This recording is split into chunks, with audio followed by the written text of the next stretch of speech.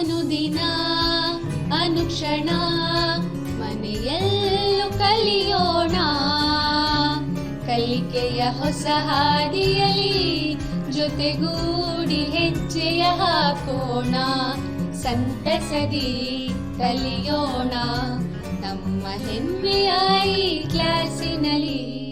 Yes, sir. Yes, teacher. Present, ma'am.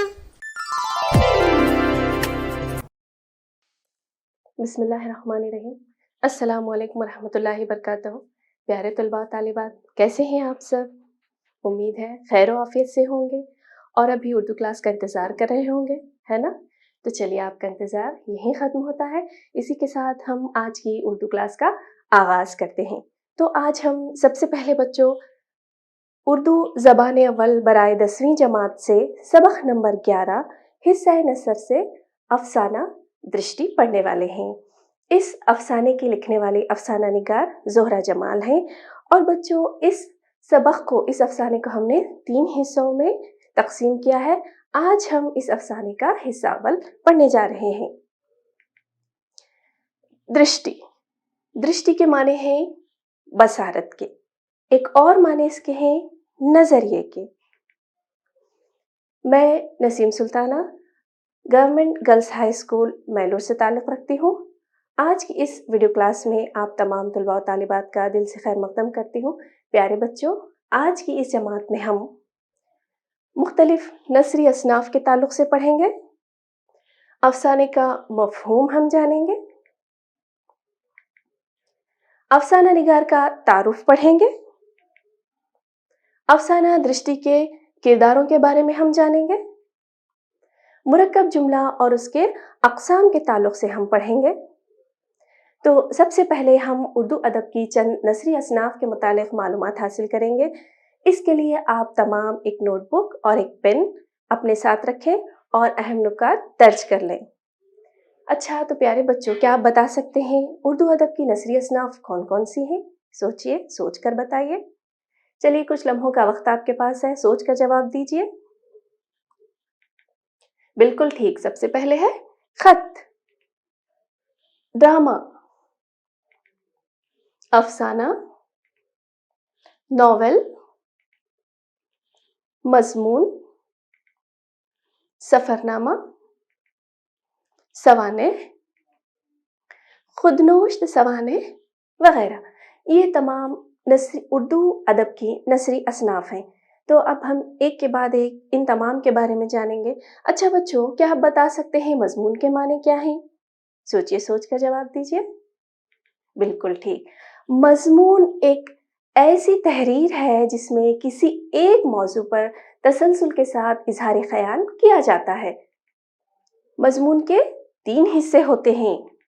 पहला है तमहीद, नफ्स मज़मून, और तीसरा है ख़ातिमा। तो बच्चों, ये आपके लिए अहम भी है चूँकि इसके ताल्लुक़ से आपको इम्तिहान में सवाल भी पूछा जा सकता है। तो इसके लिए आप ये अपनी एक बयाज़ में दर्ज कर लें और इसको अज़बर कर लें। इसके बाद है ख़त। ख़त किसको कहते हैं बच्चों? सभी लोग जानते हैं ख़त। ख़त के माने हैं चिट्ठी या मुरासिला। ड्रामा, ड्रामा के माने क्या हैं? कोई बता सकता है ड्रामा किसको कहते हैं? बच्चों, ड्रामा के माने हैं, ड्रामा एक यूनानी लफ्ज़ ड्राओ से मुश्तक़ है जिसके माने हैं करके दिखाना।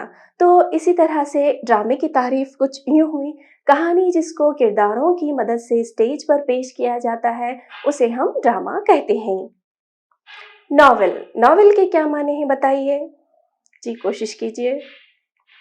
नॉवेल के माने हैं बच्चों मुसलसिल तवील क़िस्सा जिसका मौजू इंसानी ज़िंदगी हो और किरदार अलग अलग हों, वो नॉवेल कहलाता है। सफ़रनामा, सफ़रनामा किसे कहेंगे? बिल्कुल ठीक, सफ़रनामा वो नसरी तहरीर है जिसमें सफ़र के वाक़यात बयान किए जाते हैं, सफ़रनामा कहलाती है। इसके बाद है सवानेह। बच्चों, सवानेह को अंग्रेज़ी में बायोग्राफी भी कहते हैं। तो इस तरह से सवानेह की क्या तारीफ़ हुई? सवाना किसको कहते हैं? بالکل ٹھیک. سوانح میں کسی کی زندگی کے حالات بیان کیے جاتے ہیں، اسے ہم سوانح کہتے ہیں. اچھا بچوں، خودنوشت سوانح کے معنی کیا ہے؟ خودنوشت سوانح کو ہم انگریزی میں آٹوبایوگرافی کہتے ہیں. تو خودنوشت سوانح کے کیا معنی ہوئے؟ بالکل ٹھیک، اپنی زندگی کے حالات لکھنا خودنوشت سوانح کہلاتا ہے. اس کے بعد ہے افسانہ. افسانہ کس کو کہتے ہیں ہم؟ ایک تاثر، خواہ وہ کسی کا ہو، اپنے اوپر مسلط کر کے انداز سے بیان کرنا کہ سننے والے پر وہی اثر پیدا ہو، تو اس کو ہم افسانہ کہتے ہیں.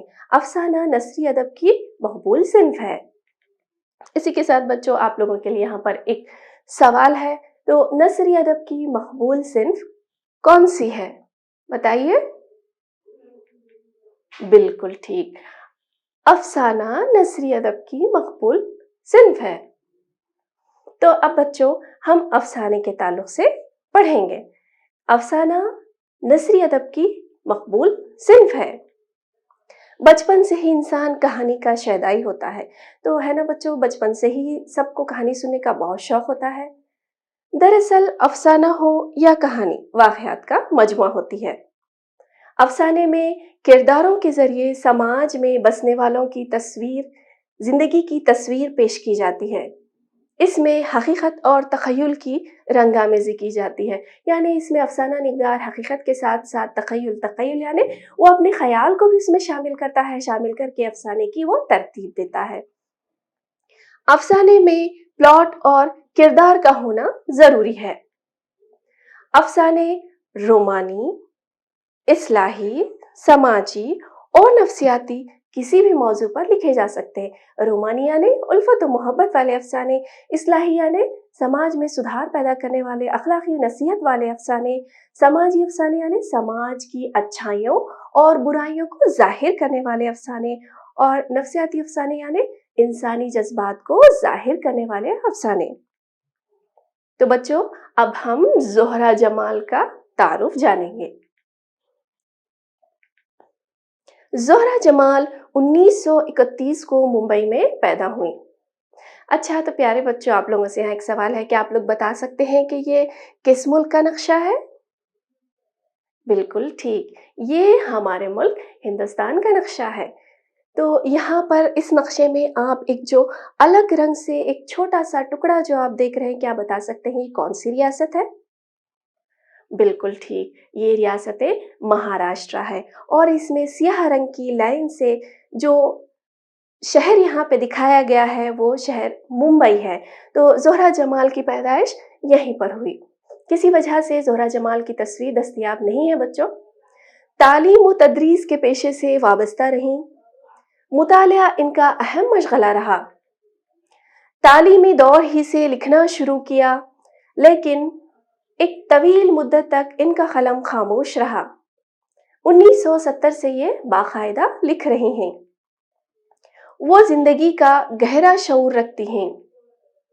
انہوں نے سماج سے جڑے اہم مسائل پر دلوں کو چھونے والے افسانے لکھے ہیں. افسانہ درشٹی اس کی مثال ہے. اس افسانے میں مصنفہ نے سماجی مسائل یعنی فرقہ پرستی کی لعنت کو دور کرنے اور قومی یکجہتی کا پرچم لہرانے کا پیغام دیا ہے. تو اسی کے ساتھ بچوں، آپ کے لیے یہاں پر ایک سرگرمی ہے. مندرجہ ذیل سوالات کے موزوں ترین جواب کی نشاندہی کیجیے. تو یہ رہا آپ کا سوال. افسانہ ڈیش ادب کی مقبول صنف ہے؟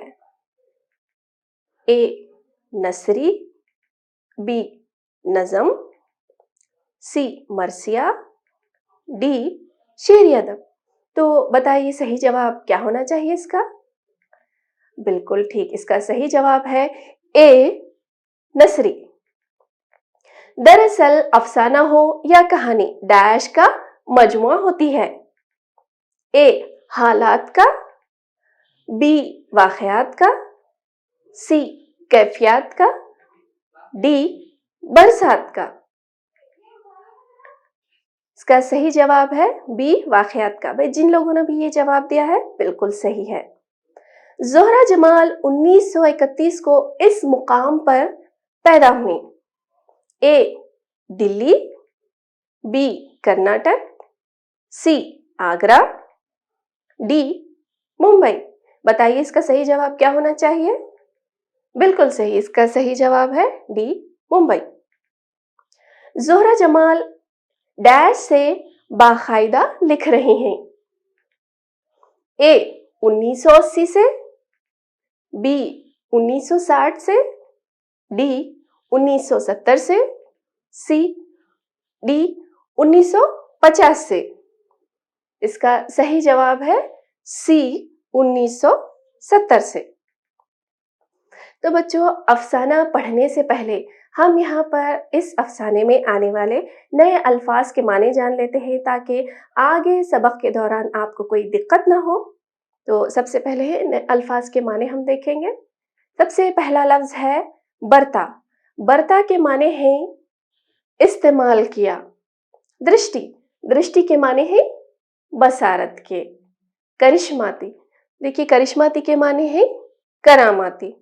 نقطۂ نظر، نقطۂ نظر کے معنی ہیں ورکر، ورکر کے معنی ہیں کام کرنے والا. اس کے بعد ہے نقطۂ نظر، نقطۂ نظر کے معنی ہیں انداز نظر. اسی کے ساتھ اور بھی ہیں الفاظ معنی بچوں. نظریے، نظریے کے معنی ہیں نظریہ کی جمع یا وہ مسئلہ جس میں نظر اور فکر سے کام لیا جائے اسے ہم نظریہ کہتے ہیں. تقدیس، تقدیس کے کیا معنی ہیں بچوں؟ بالکل ٹھیک، تقدیس کے معنی ہے پاکیزگی. وصیت، وصیت کے معنی ہے آخری نصیحت. وحشت، وحشت یعنی دیوانگی. تو بچوں، اس افسانے میں کچھ تراکیب کا بھی استعمال ہوا ہے تو ان کے معنی بھی جان لینا ہمارے لیے ضروری ہے.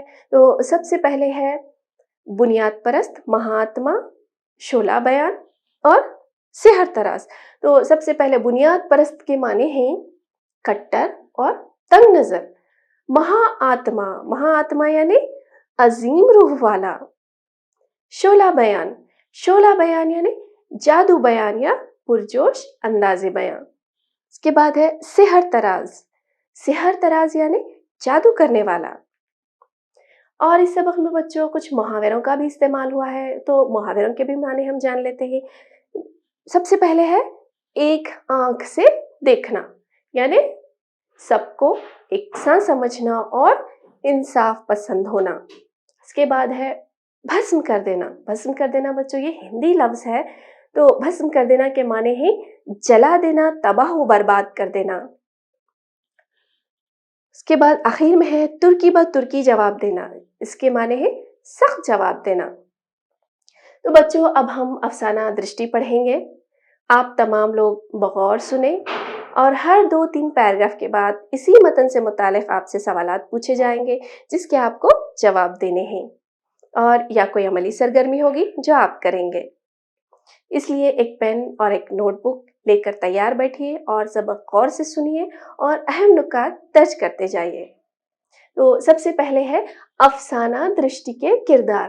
تو اس افسانے میں کون کون سے کردار ہیں ہم سب سے پہلے یہ جان لیتے ہیں. سب سے پہلا کردار ہے ودیا چرن جی. ودیا چرن جی ایک کٹر بنیاد پر سیاستداں ہیں. دوسرا ہے بھرت نارائن جی. بھرت نارائن جی ایک اسکول پرنسپل ہیں. اس کے بعد ہے مولانا رجب. مولانا رجب ودیا چرن جی کی تقریر کا ترکی بہ ترکی جواب دیا کرتے تھے. اس کے بعد مولانا رجب کے موتقدین یعنی ان کے شاگرد. پارٹی کے ورکرز، ودیا چرن جی کی پارٹی کے ورکرز ہیں. ڈاکٹرز جنہوں نے ودیا چرن جی کی آنکھوں کا آپریشن کیا تھا. اس کے بعد ہے اندومتی، CID کے حلقے، مجمع. یہ تمام افسانہ درشٹی کے کردار ہیں. تو اسی کے ساتھ ہم سبق کا آغاز کرتے ہیں بچوں. آپ تمام لوگ اپنی درسی کتاب میں صفحہ نمبر 70 پہ دیکھیں. افسانہ درشٹی، اس کے لکھنے والی ہیں افسانہ نگار زہرہ جمال. آنکھوں کی آپریشن سے ایک کرشماتی فضا پیدا ہو گئی. الیکشن کی آخری میٹنگ باقی تھی. پارٹی کے سارے خاص و عام خوش تھے. شعلہ بیان، سحر طراز، नेता आंखों के अस्पताल से सेहतियाब होकर वापस आ गए थे। यानी सब लोग क्या है, बहुत खुश थे कि नेताजी आंखों का ऑपरेशन करा के, नेताजी की आंखों की बीनाई चली गई थी, आंखों का ऑपरेशन करवा के वो सेहतियाब होकर अस्पताल से वापस आ गए थे। इसीलिए उनके पार्टी के तमाम वर्कर्स यानी उनके पार्टी के काम करने वाले तमाम लोग बेहद खुश थे कि उनके शोला बयान और सेहत तराज नेता आंखों के अस्पताल से सेहतियाब होकर वापस आ गए हैं। एक मुद्दत के बाद वो सबको देखकर पहचान रहे थे। एक्सीडेंट में खोई हुई बीनाई उन्हें दोबारा मिल गई थी। उनका कामयाब ऑपरेशन किसी आंखें दान करने वाले की मेहरबानी से मुमकिन हुआ था। तो एक मुद्दत के बाद जब वो घर वापस आए, आने के बाद क्या है, सबको देखकर पहचान रहे थे कि एक्सीडेंट में उनकी बीनाई चली गई थी और उनको क्या है, ये किसी आंखें दान करने वाले की मेहरबानी से मुमकिन हो सका कि उनकी आंखों की बीनाई वापस आ गई और वो दोबारा इस दुनिया को देख रहे थे। ये आंखें जो उनकी पलकों की ओट से मुस्कुरा रही थीं, एक स्कूल प्रिंसिपल की आंखें थीं, जिसने तमाम उम्र औलाद आदम को एक आंख से देखा था और जो चाहता था कि इसकी आंखें इसके मरने के बाद भी देखती रहें। जो आंखें विद्याचरण जी को दी गई थीं, ये एक स्कूल प्रिंसिपल की आंखें थीं बच्चों। तो स्कूल प्रिंसिपल ने क्या है, तमाम उम्र तमाम इंसानों को क्या है, एक सा समझा। उनके नज़दीक तमाम इंसान बराबर थे और वो चाहते थे कि उनके मरने के बाद भी उनकी आंखें दोबारा इस दुनिया को देखती रहे। प्रिंसिपल ने सारी जिंदगी तारीख पढ़ी और पढ़ाई थी। दुनिया की तारीख, हिंदुस्तान की तारीख, हर अहद की तारीख उनकी आंखों ने इंसान को हर नुक्ता नज़र से देखा था। यानी बच्चों, प्रिंसिपल साहब जो मजमून पढ़ाते थे, उनका मौजू तारीख था। तो उन्होंने क्या है, सारी ज़िंदगी अपनी तारीख के मौजू ही उन्होंने पढ़ा था और वही उन्होंने सारी ज़िंदगी तारीख का मौजू पढ़ाया। जैसे दुनिया की तारीख, हिंदुस्तान की तारीख, हर अहद की तारीख उन्होंने पढ़ी और पढ़ाई थी। तो उनकी आंखों ने इंसान को हर नुक्ता नज़र से, हर ज़ाविये नज़र से उन्होंने क्या है, इंसानों को देखा और परखा था। समाजी नुक्ता नज़र से, सियासी नुक्ता नज़र से, मजहबी नुक्ता नज़र से, गर्ज हर नुक्ता नज़र से उन्होंने इंसानों को परखा था। तो इसी के साथ आपके लिए एक सरगर्मी है बच्चों, जैसा कि हमने आपसे पहले ही कहा था कि दरमियान में आपसे सवालात भी पूछे जाएंगे, इसके लिए आप तैयार रहिए। तो इन सवालात के जवाब आप दीजिए। यहाँ पर आपको चंद सवालात पूछे जाएंगे जिनके आपको जवाब देने हैं। सबसे पहला सवाल ये रहा बच्चों, इलेक्शन की कौन सी मीटिंग बाकी थी? सोचकर बताइए। बिल्कुल ठीक जवाब, इलेक्शन की आखिरी मीटिंग बाकी थी। आंखों के ऑपरेशन से कैसी फिजा पैदा हो गई थी? बताइए, जवाब दीजिए। जी बिल्कुल ठीक, आंखों के ऑपरेशन से करिश्माती फिजा पैदा हो गई थी। पार्टी के सारे वर्कर्स किस लिए खुश थे? उनके शोला बयान और सेहत तराज नेता आंखों के अस्पताल से सेहतियाब होकर वापस आ गए थे। किसकी आंखें नेताजी को दी गई थीं? एक स्कूल प्रिंसिपल की आंखें नेताजी को दी गई थीं। प्रिंसिपल ने सारी जिंदगी कौन सा मजमून पढ़ाया था? प्रिंसिपल ने सारी जिंदगी तारीख पढ़ी और पढ़ाई थी। अच्छा तो प्यारे बच्चों, अब हम सबक के अगले हिस्से की तरफ बढ़ेंगे। डार्विन के नज़रिए को पढ़ने के बाद भी उनको यकीन था कि इंसान जन्नत से निकाले हुए आदम की औलाद है। ये अकीदा तकरीबन हर मजहब में किसी न किसी शक्ल में मौजूद था। कर्मों का फल, जजा और सजा, जन्नत और दोज़ख, भरत नारायण जी सबको मानते थे। तो डार्विन का नज़रिया। अच्छा तो बच्चों, आप लोग क्या इस तस्वीर को पहचानते हैं? ये किसकी तस्वीर है, बताइए। बिल्कुल ठीक, ये डार्विन की तस्वीर है। और डार्विन का नजरिया क्या था? ये डार्विन का नजरिया था कि इंसान एक बंदर से आहिस्ता आहिस्ता इर्तिका पाकर वो इंसान बना। ये डार्विन का नजरिया था। इस नजरिए को पढ़ने के बाद भी भरत नारायण जी को यकीन था कि इंसान क्या है, जन्नत से निकाले हुए आदम की औलाद है اور یہ عقیدہ تقریباً ہر مذہب میں موجود ہے۔ وہ کرموں کا پھل، سزا، جزا، جنت، دوزخ، ان سب کو مانتے تھے کہ انسان اگر اچھے کرم کرے گا تو اس کو اچھا پھل ملے گا، اگر وہ نیک کام کرے گا تو اس کو جزا ملے گی، اگر وہ برے کام کرے گا تو اس کو سزا ملے گی۔ ان تمام چیزوں کو بھرت نارائن جی مانتے تھے۔ ان کو یقین تھا کہ سب انسان ایک ہی مہا آتما سے جڑے ہوئے ہیں، جس نے ان کو مٹی کا جسم دیا ہے۔ جسم اور روح کی تقدیس انسان کی تہذیب ہے، جسے شیطان مٹانا چاہتا ہے۔ تو بھرت نارائن جی کو یہ یقین تھا کہ تمام انسان، جتنے بھی انسان ہیں، سبھی کیا ہے، ایک ہی مہاتما سے جڑے ہوئے ہیں۔ ایک ہی مہاتما یعنی ایک ہی عظیم روح، یعنی ایک ہی اللہ سے تمام انسان جڑے ہوئے ہیں، جس نے انسانوں کو مٹی کا جسم دیا ہے۔ جسم اور روح کی تقدیس، تقدیس یعنی پاکیزگی، جسم اور روح کی پاکیزگی ہی انسان کی تہذیب ہے اور جسے شیطان مٹانا چاہتا ہے۔ بھرت نارائن جی نے انسان میں کبھی فرق نہیں برتا تھا۔ ان کا برتاؤ ذات پات مذہب سب سے بے نیاز تھا۔ تمام عمر نئی نسلوں کے درمیان گزار کر وہ بڑھاپے میں بھی جوان تھے۔ تو بھرت نارائن جی نے کبھی اپنی زندگی میں انسانوں میں فرق نہیں برتا تھا، چاہے وہ کسی بھی مذہب کا انسان ہو، ان کے نزدیک تمام انسان برابر تھے۔ چونکہ انہوں نے تاریخ پڑھی اور پڑھائی تھی تو وہ انسانوں کو اچھی طرح سے جانتے تھے، اور تمام عمر نئی نسلوں کے درمیان گزار کر بھی وہ بڑھاپے میں جوان تھے۔ بڑھاپے میں جوان رہنے کا مطلب یہ ہے بچوں کہ ان کے خیالات جوان تھے۔ ان کی موت اچانک ہوئی اور ان کی وصیت کے مطابق ان کی آنکھیں آئی بینک کو دے دی گئیں۔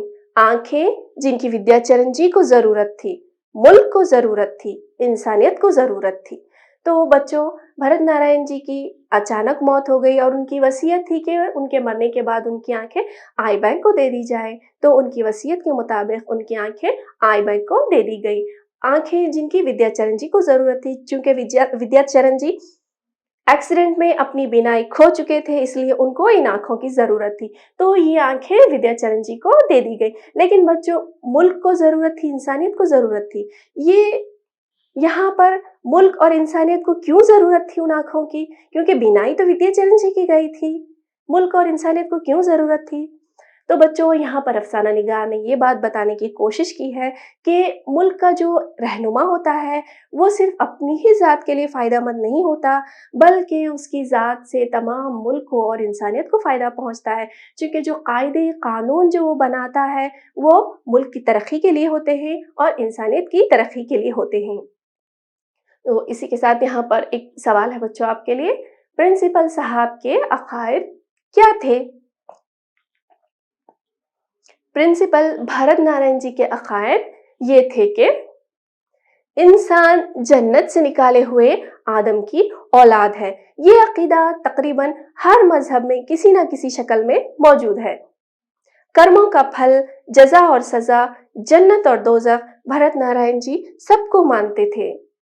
ان کو یقین تھا کہ انسان ایک ہی مہا آتما سے جڑے ہوئے ہیں، جس نے ان کو مٹی کا جسم دیا ہے۔ جسم اور روح کی تقدیس انسان کی تہذیب ہے، جسے شیطان مٹانا چاہتا ہے۔ ودیا چرن جی کٹر بنیاد پرست سیاستدان تھے۔ جہاں تقریر کرتے ایک سلگتی ہوئی چنگاری چھوڑ جایا کرتے تھے، جو دھیرے دھیرے شعلہ بن جاتی اور شہر کو کچھ دن کے لیے وحشت اور درندگی کے دور کی طرف لے جا کر نفرت کا دریا بن جاتی، اور آگ گھر گھر بھڑکتی اور انسان کو بھسم کرنے اور لوٹنے پر آمادہ ہو جاتا۔ تو ودیا چرن جی ایک کٹر، ایک تنگ نظر بنیاد پرست سیاستدان تھے۔ جہاں بھی وہ تقریر کرتے تھے ایک سلگتی ہوئی چنگاری وہ چھوڑ جایا کرتے تھے، وہ جو دھیرے دھیرے شعلہ بن جاتی اور شہر کچھ دنوں کے لیے وحشت اور درندگی کی دور کی طرف چلا جاتا، اور آگ گھر گھر بھڑکتی اور انسان کو بھسم کر دینے یعنی جلا دینے، مار دینے، تباہ و برباد کرنے پر کیا ہے، انسان آمادہ ہو جاتا۔ بھارت کا یہ حال دیکھ کر آسمانوں کی پاک روحیں کتنی بے کل ہوتی ہوں گی، جب زمین پر پاپی روحیں بھی خوفزدہ ہو جاتی اور توبہ کرنے لگتی۔ تو نہ صرف زمین کی پاپی روحیں، جب زمین کی پاپی روحوں کی یہ حالت ہے کہ بھارت کا یہ حال دیکھ کر آسمانوں پر جو پاک روحیں رہتی ہیں وہ کتنی بےکل اور بے چین ہو جاتی ہوں گی۔ تو اسی کے ساتھ یہاں پر ہم مشقی سرگرمی کریں گے بچوں۔ کیا آپ لوگ تیار ہیں؟ بالکل ٹھیک ہے۔ تو آپ کے لیے یہاں پر سوال ہے، مندرجہ ذیل الفاظ کو جملوں میں استعمال کیجیے۔ تو آپ کو یہاں پر چند الفاظ دیے جائیں گے جنہیں آپ کو جملوں میں استعمال کرنا ہے۔ تو دیکھتے ہیں سب سے پہلا لفظ کون سا ہے؟ سب سے پہلا لفظ ہے عقیدہ۔ تو عقیدے کا جملہ کیا بنائیں گے بچوں؟ بھرت نارائن جی کا عقیدہ تھا کہ انسان جنت سے نکالے ہوئے آدم کی اولاد ہے۔ بالکل ٹھیک۔ دوسرا لفظ ہے بچوں کھنڈروں۔ تو کھنڈروں کا کیا جملہ ہونا چاہیے بتائیے؟ بالکل صحیح، قدیم عمارتیں کھنڈروں میں تبدیل ہو رہی ہیں۔ اس کے بعد تیسرا لفظ ہے درشٹی۔ تو درشٹی کا کیا جملہ بنائیں گے؟ ہر انسان دنیا کو اپنی درشٹی سے دیکھتا ہے۔ وحشت۔ تو وحشت کا جملہ کیا بنائیں گے؟ چوری پکڑے جانے پر چور کے چہرے پر وحشت برستی ہے۔ اس کے بعد ہے وصیت۔ تو وصیت کا جملہ بنائیے۔ بھرت نارائن جی کی وصیت تھی کہ ان کی آنکھیں آئی بینک کو دے دی جائیں۔ اسی کے ساتھ دوسری سرگرمی ہے بچوں آپ کے لیے، مندرجہ ذیل سوالات کے جوابات دیجیے۔ یہاں پر آپ کو کچھ سوالات پوچھے جائیں گے جن کے آپ کو جواب دینے ہیں۔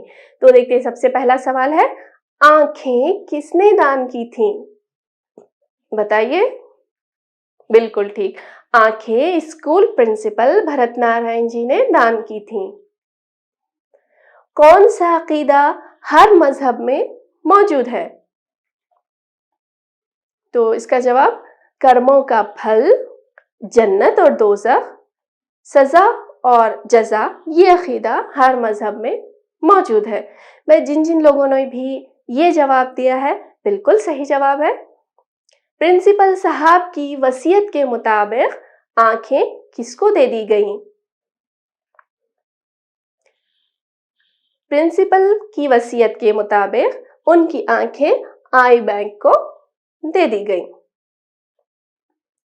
دوسرا سوال ہے، کس کی تقدیس انسان کی تہذیب ہے؟ بتائیے، سوچئے، کچھ لمحوں کا وقت آپ کے پاس ہے یہاں پر۔ دیکھیے، جسم اور روح کی تقدیس انسان کی تہذیب ہے۔ تو بچوں یہاں پر آپ لوگوں کے لیے گھر کا کام بھی ہے۔ دیکھتے ہیں، مندرجہ ذیل سوالات کے جوابات لکھ کر اپنے اردو معلم یا معلمہ کو دکھائیے۔ تو یہاں پر آپ کو کچھ سوالات دیے جائیں گے جنہیں آپ کو لکھ کر اپنے اردو معلم یا معلمہ کو دکھانا ہے۔ تو سب سے پہلا سوال ہے، پرنسپل بھرت نارائن جی کی ساری زندگی کس کام میں گزری؟ دوسرا سوال ہے، ودیا چرن جی کون تھے اور ان کا کارنامہ کیا تھا؟ تیسرا سوال ہے، پرنسپل صاحب کے عقائد کیا تھے؟ تو ان تینوں ہی سوالات کے جوابات آپ کو اپنی بیاض میں لکھ کر ان کے جوابات اپنے محترم اردو معلم یا معلمہ کو دکھانا ہے۔ کریں گے نا آپ لوگ یہ؟ بالکل ٹھیک ہے۔ اچھا، تو بچوں آج کی اس کلاس کا یہیں اختتام ہوتا ہے۔ اگلی کلاس میں ہم افسانہ درشٹی کا بقایا حصہ پڑھیں گے۔ آپ اس افسانے کو اچھی طرح پڑھ لیں، کیونکہ آج پڑھائے ہوئے سبق سے متعلق آپ کو اگلی کلاس میں سوالات پوچھے جائیں گے۔ تو عزیز طلباء و طالبات، تب تک کے لیے مجھے دیں اجازت۔ انشاءاللہ اگلی کلاس میں پھر ملاقات ہوگی۔ تو تب تک کے لیے اللہ حافظ۔